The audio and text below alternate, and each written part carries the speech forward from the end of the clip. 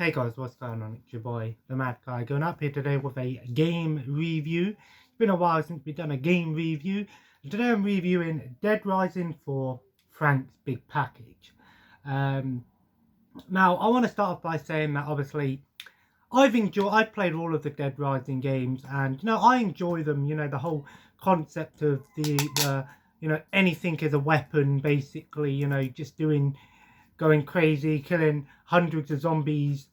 And this game obviously originally was an Xbox exclusive. Then they re-released it on the PS4 with all of the DLC included. Um, but to be honest, it is a little bit wrong because the DLC is not on the disc. You have to download it from the store, but when you put the disc and install it, you get the DLC for free anyway. I was a bit confused by it at first, but it was quite simple, easy fix, no problem there. So obviously this is the fourth game in the series in Frank West's story, of course. I'll be honest with you, the story to me just it's much of the same. It's the usual Dead Rising thing, investigating an outbreak. Why, there's always some, obscure, there's always some, military, whatever, involvement and stuff like that. I skipped all the cutscenes when I played this because I already played it before and I remember the story. So I will do that sometimes. The problem is that this game isn't, the story in this game just doesn't sort of feel anything new, anything special. But this game had made a lot of changes. Of course, one of the main things about Dead Rising was being able to just go around, use tons of weapons and stuff. And obviously, this game has the usual thing, the open world experience, like from the third game. Not just being contained to like the mall and stuff. It's sort of got like an open area to explore. You have your upgrade system where you can level up your character, obviously level up, get new abilities, upgrades, that sort of thing. You can also combine weapons like you could in the other games and combo them on the fly. There's also a new feature, the Exosuit, which you can find there on the back. And the Exosuit is obviously you pick it up and it will give you like increased damage, and you get new you can use weapons that are exclusive to the Exosuit, like giant weapons, and you can get upgrade powers, like you can get powers that make you like have electric powers or gun powers and stuff, and become really overpowered. Obviously the Exosuit can only be used in short bursts. Apart from segments in the game where it sort of forces you to use the Exosuit. But it's a lot of fun. There's a ton of zombies in this game and a ton of different weapons to use. It always feels like Dynasty Warriors with zombies at times. To the sheer amount of enemies on the screen at once. Of course, you've got your normal zombies, you've got your fast, fresh zombies, which are stronger. You've got your evolved ones. You've got your enemy hostile survivors, the soldiers, the exo soldiers, and then a few things. But there are a few changes in this game. The first change was the combat. So before in the old game, how it would work is you would pick up a weapon and then that would be it. You would use it for either melee attacks, throw it, or shoot with it. In this one, you have three different types of attacks. You have melee weapons, which use the square and the triangle button. You have thrown weapons, which use the LB button, so they're like grenades and things. And then you have your ranged weapons, like your guns and stuff.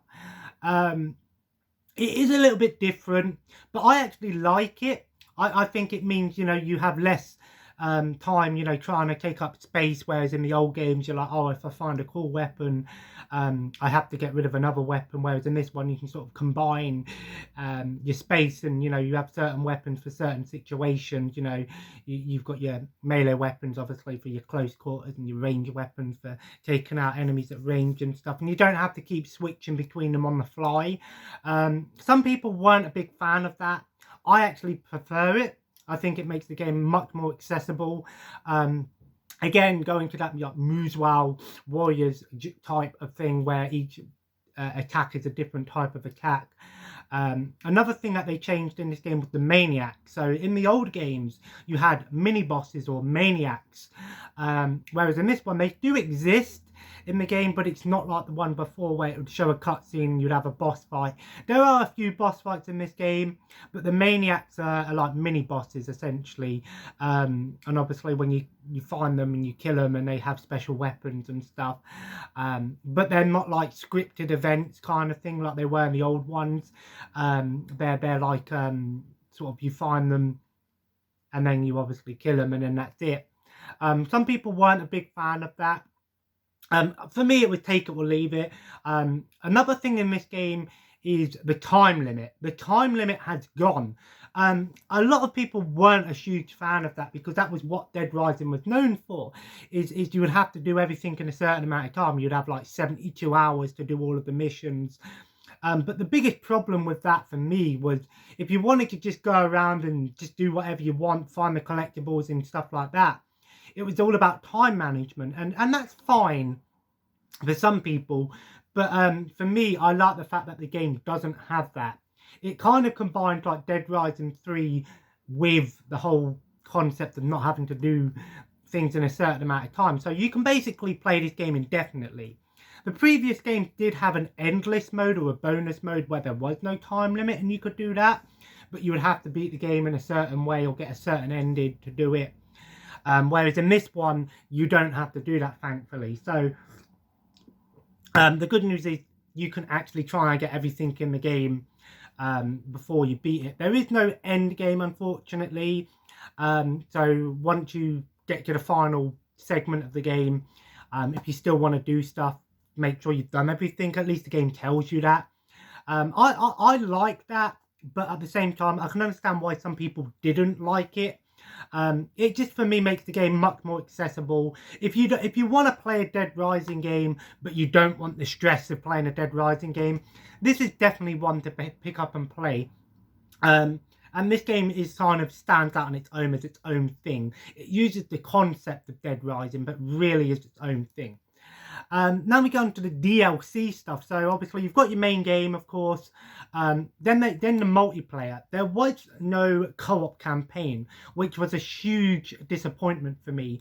There is a multiplayer mode where you can sort of do like it's a standalone multiplayer mode where it would have like certain segments or episodes, if you will, and each segment was based in a certain part of the map, and you'd have to do missions, level up, and play as different characters, each with their own abilities and things like that. I played a tiny bit of the multiplayer on the Xbox, but I don't know if I'm going to go back and play multiplayer on this. I don't know if people are still playing it. I don't know if you can do multiplayer missions single player or not. It was a nice addition, but for me personally, I preferred the whole game as a co-op campaign. I think that would have been great. Then, of course, you have there is a DLC that is included straight off the bat in the game, and that is the Eat Your Heart Out DLC, and that's just purely a cosmetic DLC, which changes the look of some of the enemies and the zombies and the survivors and costumes and things. Of course, you get some extra weapons and things as well in this game, costumes and stuff built into the disc as well. Then there's a mini golf mode. I haven't played the mini golf mode, but I assume it's kind of like the same sort of thing. You do mini golf with zombies around, and you have to sort of, you know, do mini golf with zombies around. That's kind of a cool thing. That's one thing I will say about the Dead Rising games. Their DLC has been kind of cool and different. And then you've got the updated Super Ultra. You've got the updated Capcom Heroes mode. So in Dead Rising 3 there was a Super Ultra Dead Rising Capcom Heroes mode where it was like bonus missions where you would play as Capcom characters or Frank West or whoever the character was as a Capcom character. In this game they took it one step further. So you can play the entire game using the Capcom mode. So instead of it being you pick up weapons and stuff like that, you get costumes. And that's where the game becomes what I like to call a full-on Warriors experience. So you pick up costumes, or you can get like combo stars, costume stars, and you unlock costumes as you go on from other Street Fighter games, from other Capcom games. Sorry, so Street Fighter characters, Devil May Cry character, you know, Beautiful Joe, Resident Evil and stuff.